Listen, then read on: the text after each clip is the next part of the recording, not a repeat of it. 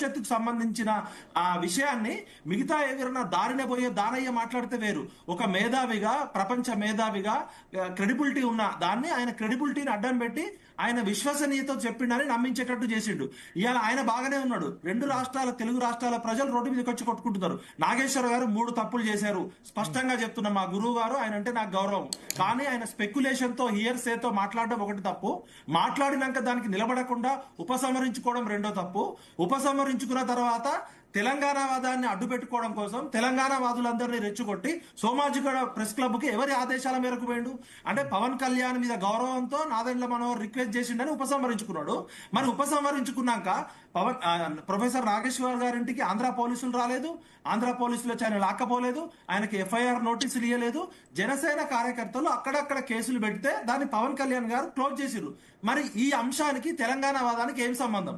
మేము నిజమైన జర్నలిస్ట్ అని చెప్పేది ఉండే, జర్నలిస్ట్ మీద ఇట్లా పెట్టాను లేకుండే తెలంగాణ జర్నలిస్ట్ అనేది అక్కడ సమస్య. సార్ ఇప్పుడు తెలంగాణ జర్నలిస్ట్ సార్, నేను తెలంగాణ జర్నలిస్ట్ ఆంధ్రాలోకి పోయి ఇష్టం వచ్చినట్టు మాట్లాడితే పోలీసులు వచ్చి ఎత్తుకపోతారు. నేను ఢిల్లీలో పోయి, నేను కూడా తెలంగాణ జర్నలిస్టే. నాగేశ్వర్ గారి కన్నా ఆయన విశ్లేషణ చేస్తారు, కానీ మేము డైరెక్ట్ స్ట్రీట్ ఫైట్ చేసి లగడపాటి రాజగోపాల్ని ఉరికిచ్చి కొట్టినాం ఢిల్లీలో. మా గజలకాంతం అన్న ప్రజా సంఘాల చైర్మన్ గా తన పోరాటం చేసిండు. మేము తెలంగాణ వాదం ఇక ప్రతిదానికి అడ్డం పెట్టుకుంటామా? అంటే జర్నలిస్టు ఆంధ్ర పాలిటిక్స్ లో ఏలుపెట్టి కేంద్ర మంత్రి అమిత్ షా గారి గురించి, పవన్ కళ్యాణ్ గారి గురించి, తెలుగుదేశం పార్టీ గురించి 3 రాజకీయ పార్టీల భవిష్యత్తుకు సంబంధించి ఏలు పెట్టి విశ్లేషణ చేసి దానికి కట్టుబడి నిలబడకుండా మళ్ళీ ఉపసంహరించుకున్నప్పుడు తెలంగాణ వాదం ఎక్కడ వచ్చింది? ఒకసారి నాకు దయచేసి చెప్పండి. ఇక్కడున్న మేధావులంతా, ఇక్కడున్న అందరూ కూడా, నాకు గజలకాంతం అన్న గానీ, బిటలన్న గానీ, మా శరత్ సార్ గానీ, తెలంగాణ ఉద్యమంలో మనం ఎక్కువ పనిచేసినామా, నాగేశ్వర గారు స్ట్రీట్ ఫైట్ చేసిరా? నాగేశ్వర గారు వృత్తి టీవీ ఛానల్లో వార్తలను విశ్లేషించడము, కరెంట్ అఫైర్స్ చెప్పడము, తద్వారా ఆయనకు ఆదాయం వస్తుంది. ఆయన ఏం సామాజిక సేవ చేయట్లే, మదర్ తెరిసా లాగారో బాబా అంటే లాగా చేయట్లే. ఆయన వృత్తి అది. వృత్తి ధర్మంలో భాగంగా స్పెక్యులేషన్ చేసేటప్పుడు ఆయన సోర్స్కున్న ప్రామాణికత ఏంటి, ఆయన విశ్లేషణకున్న విశ్వసనీయత ఏంటి, ఆయన ఈ విశ్లేషణ చేసేటప్పుడు దీని పరిణామాలు ఎట్లుంటాయి, దీని ఇంప్లికేషన్స్ ఎట్లుంటాయని తెలియదా? ఆయన చిన్నపిల్లడా? ఆయన ప్రపంచ మేధావుల్లో గుర్తింపబడ్డ నాగేశ్వర్ గారు 3 తప్పులు చేసిర్రు. ఇప్పటికైనా బహిరంగంగా ఈ వివాదాన్ని క్లోజ్ చేయాలి. నాగేశ్వర్ సార్ బాగానే ఉన్నాడు. నాగేశ్వర్ సార్ తెలంగాణ అనే ఎంతో సెన్సిటివ్ అంశాన్ని తీసుకొచ్చి ఒక ప్రొటెక్టివ్ గా కవర్ గా చేయడమే మేము అభ్యంతరం చేస్తున్నాం. నిజంగా నాగేశ్వర్ సార్కి అన్యాయం జరిగితే ఫస్ట్ ఆయన స్టూడెంట్ గా నేనే పోయి ఉంటా. నాగేశ్వర్ సార్కి ఏం అన్యాయం జరిగింది ఇక్కడ? నాగేశ్వర్ సార్ని ఏ ఆంధ్ర పోలీసులు వచ్చి లాక్కపోయారు? నాగేశ్వర్ సార్కి ఏమైనా అన్యాయం జరిగితే 2-3 రోజుల తర్వాత రౌండ్ టేబుల్ కాన్ఫరెన్స్ పెట్టాలి. ఆయన ఇంటికి పోలీసులు రాలే, ఆయనకి నోటీసులు ఇవ్వలే. జరగక ముందే మరి ఎవరి ఆదేశాల మేరకు రహస్య శక్తులు ఎవరు, అదృశ్య శక్తులు ఎవరు? అప్పటికప్పుడు తెలంగాణ అస్తిత్వము, తెలంగాణ ఆత్మగౌరవం, తెలంగాణ అస్మిత ప్రమాదంలోకి వచ్చింది.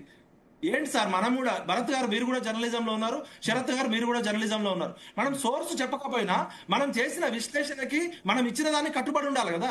ప్రొఫెసర్ గారు పెద్దోళ్ళు కాబట్టి ఆయన ఏం చేసినా తప్పని చెప్పి మనం భజన కొడతామా? నేను ఢిల్లీలో పోయి తప్పుడు పని చేసిండు అనుకో, ఇక తెలంగాణ బిడ్డలు తప్పుడు పని చేసిండని మిమ్మల్ని అందరూ రెచ్చగొట్టాలని నేను ఆంధ్రాలో పోయి కాపు కమ్మ మధ్య ఏదో మాట్లాడతా, లేకపోతే వంగవీటి రంగ మీటింగ్ లో మాట్లాడతా. దానికి తీసుకొచ్చి తెలంగాణ నా మీద దాడి చేసిరు అనుకో, తెలంగాణ విటల్ మీద దాడి చేసిరని మా విటలనని, మా శరత్ అని, మిమ్మల్ని అందరినీ తెలంగాణ విటల్ మీద దాడి చేసిండు అని అంటామా? ఇంకా ఎన్నాళ్ళు మనం అడ్డం పెట్టుకుంటాం? తెలంగాణ అనేది 12 సంవత్సరాల క్రితం వచ్చిన తర్వాత మన ఆత్మగౌరవం, మన అస్మిత గురించి మాట్లాడుతున్నారు కదా. దయచేసి మీ అందరికీ చేతులు మొక్కి అంటున్నా, ఏ దేశంలోనైనా ఉద్యమాలు జరిగితే భూమిపుత్రుల మీద దాడులు జరగవు. ఇక్కడ తెలంగాణ వాళ్ళే నాన్ లోకల్ మీద ఎక్కడ దాడి చేయలే, లోకల్ పిల్లలే 1200 మంది చచ్చిపోయారు.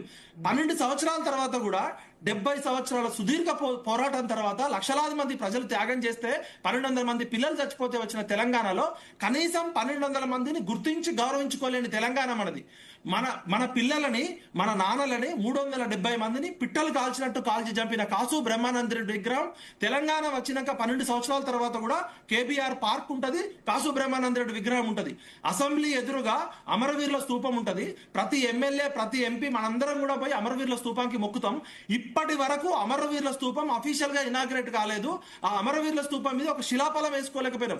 ఎవరన్నా ఆత్మగౌరవము మా తెలంగాణ గొప్పది అంటే, నిజంగా మనకు ఆత్మగౌరవం ఉంటే, నిజంగా మనకి రేషం పౌరుషం తెలంగాణ అస్మిత ఉంటే, రేపు పొద్దున అందరం పోయి కాసు బ్రహ్మానంద రెడ్డి విగ్రహం బలకొడదాం, కాసు బ్రహ్మానంద రెడ్డి పార్క్ చేంజ్ చేద్దాం.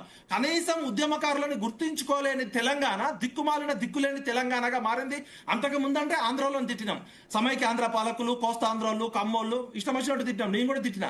కానీ తెలంగాణ వచ్చినాక ఎవరి మీద పడదాం? ఇంకా ఇప్పుడు అన్నదమ్ములుగా విడిపోయినప్పుడు మనం బాగు చేసుకోవాలి కదా. మంచి అయినా చెడైనా 10 సంవత్సరాలు పాలించిన కేసీఆర్ది ఇప్పుడు పాలిస్తున్న రేవంత్ రెడ్డిది కదా. ఇంకా ఎంతకాలం సెంటిమెంట్ పేరుతో అడ్డం పెట్టుకుందాం? ఇవాళ తెలంగాణ అప్పు 6 లక్షల కోట్ల నుంచి 8 లక్షల కోట్లకు ఉంది. ప్రతిరోజు 150 కోట్లు ఖర్చు పెడుతున్నాం. ఇవాళ తెలంగాణ అప్పు పెరిగిందా తరిగిందా? దీనికి కారణం చంద్రబాబు నాయుడు, దీనికి కారణం పవన్ కళ్యాణ్, దీనికి కారణం ఆంధ్ర పాలకుల. మన తెలంగాణ కొన్ని రంగాల్లో అభివృద్ధి చెందింది, హ్యాట్స్ ఆఫ్. కానీ తెలంగాణ ఒక సాంస్కృతిక పునరుజ్జీవంలో తెలంగాణ కల్చరల్ ఇండస్ట్రీ ఎందుకు డెవలప్ కాలేదు? తెలంగాణలో సినిమా ఇండస్ట్రీ ఎందుకు డెవలప్ కాలేదు? తెలంగాణలో టెలివిజన్ ఇండస్ట్రీ ఎందుకు డెవలప్ కాలేదు? తెలంగాణ క్రికెట్ అకాడమీ ఎందుకు డెవలప్ కాలేదు? ఒక రాజకీయ నాయకులకు పదవులు వస్తే తెలంగాణ వచ్చింది సాంస్కృతిక పునరుజ్జీవనం. ఇక్కడ మన ప్రైడ్ ఎక్కడ పోయింది? ఎస్సీ ఎస్టీ బీసీలు కాంట్రాక్టర్లు అయినరా? పేదోళ్ళు కోటీశ్వర్లు అయినరా? నిరుద్యోగ సమస్య పోయిందా?